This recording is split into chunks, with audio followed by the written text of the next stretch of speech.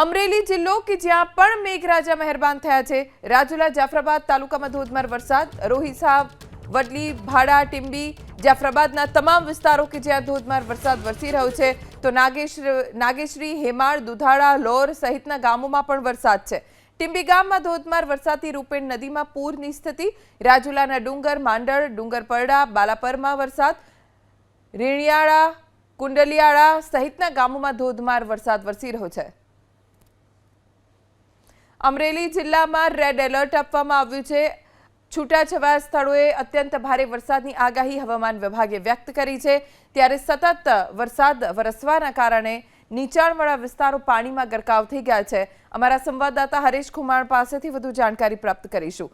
હરેશ, અમરેલીનું જાફરાબાદ, કયા કયા વિસ્તારોમાં ભારે વરસાદ અને શું સ્થિતિ?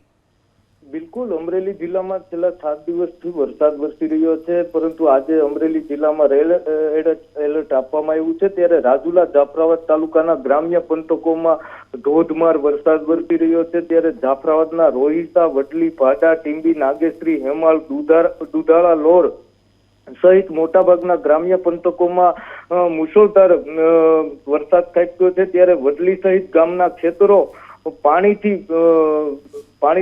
ભરાયા છે, એટલે ક્યાંક ને ક્યાંક ખેડૂતોને પણ હવે આફતરૂપ આ વરસાદ થવા લાગ્યો છે। ત્યારે ટીંબી ગામના મધ્યમાંથી પસાર થતી રૂપેણ નદીમાં ઘોડાપૂર આવ્યું છે। ત્યારે રાજુલા શહેરની વાત કરીએ તો રાજુલા શહેરમાં છેલ્લા 2 કલાકમાં 2 ઇંચ કરતા વધુ વરસાદ ખાબકી ગયો છે। ગ્રામ્યના વિક્ટર, ડુંગર, માંડળ, ડુંગરપરડા, બાલાપરા, રીંગણિયાળી, કુંડલિયાળા સહિતના ગ્રામ્ય પંથકોમાં પણ વરસાદ છે। એટલે રાજુલામાં અને જાફરાબાદમાં વહેલી સવારથી મુશળધાર વરસાદ ખાબક્યો છે। ત્યારે ધાતરડી નદીના 10 દરવાજા પણ ખોલવામાં આવ્યા છે। ત્યારે ઉપરવાસમાં જે વરસાદ છે તેના કારણે ધાતરડી જે 2 ડેમ છે તે સિઝનમાં બીજી વખત ઓવરફ્લો થયો છે અને નીચાણવાળા વિસ્તારોને તંત્ર દ્વારા એલર્ટ કરવામાં આવ્યા છે। જી